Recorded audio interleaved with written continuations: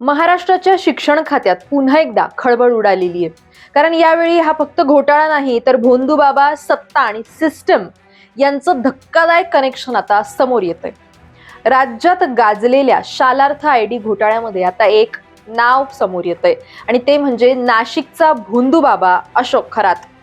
हो, तोच खरात ज्याच्यावर महिलांच्या शोषणापासून ते फसवणूक करून कोट्यवधींची संपत्ती जमवल्याचे गंभीर आरोप आहेत. आता संशय असा उपस्थित होतोय की या शालार्थ आयडी घोटाळ्यात खरातचा थेट किंवा अप्रत्यक्ष सहभाग सुद्धा असू शकतो आणि या कथित कनेक्शनचा धागा जातो त्याच्या स्वतःच्या घरापर्यंत.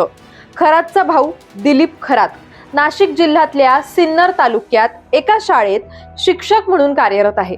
पण त्यांना मिळालेली शालार्थ आयडी हा कायदेशीर प्रक्रियेतून मिळालेला आहे का किंवा तो बनावट आहे का?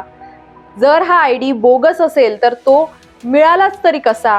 कोणाच्या दबावाखाली, कोणाच्या शिफारसीनं हा आयडी मिळालेला आहे? हे सगळे प्रश्न या निमित्त उपस्थित होतात. आणि इथंच येतं एक मोठं नाव, तत्कालीन शिक्षण मंत्री दीपक केसरकर.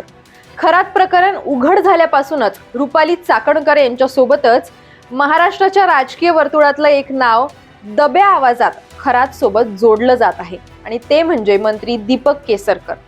2022 मध्ये खरातनं आपल्या प्रभावाचा वापर करून हा शालार्थ आयडी मिळवून दिल्याची चर्चा सुद्धा रंगतीये. ती खरी की खोटी हे आता पोलीस तपासातून पुढे येईलच. फक्त एक आयडीच नाही तर शिक्षण विभागातल्या काही महत्त्वाच्या फाईल्स सुद्धा नियमांना बगल देऊन मंजूर झाल्याचा संशय या निमित्त व्यक्त होतोय. आणि यामागे खरातचा दबाव होता का हा प्रश्न सुद्धा उपस्थित होतो.